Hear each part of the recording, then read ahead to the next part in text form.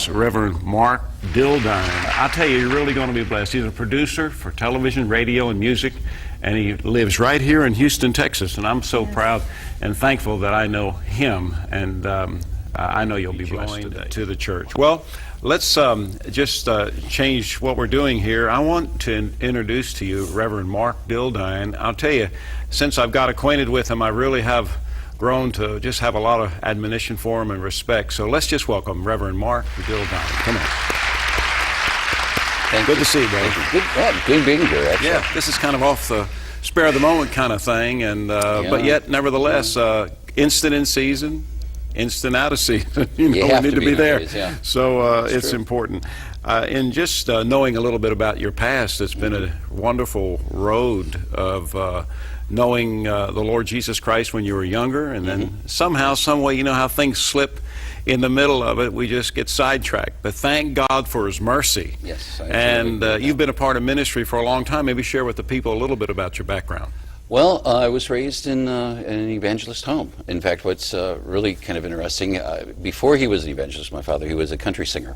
And he paid for my birth singing country. He came to the Lord. I was raised in Southern gospel music and ministry for all that time. I think you could call it youthful stupidity is what happened to me earlier in life. I went my own way, went the typical rebellious way type of thing. Quiet rebellion, though. I was not one to ever get caught because I was never loud enough to be caught. I should have been caught, though, I'll be honest with you.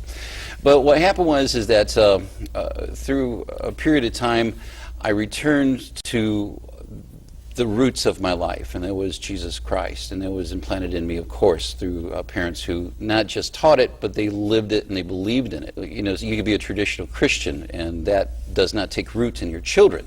Someone who's going to walk by faith and not by sight, and that's what goes into a child when they're around that. That's what they absorb. They absorb the action, not the word. Right. I wound up doing Southern gospel music and Christian music for several years.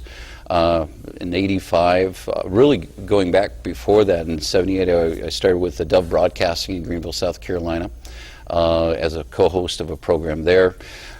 Came back home into Chicago where I was raised, wound up back on the road in music again.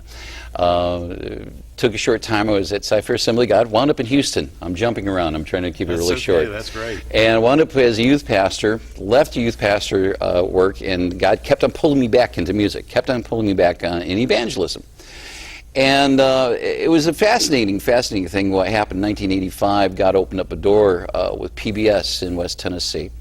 And I was just looking for places to sing, and places to, share my ministry. And I did a lot of television guesting and things like that.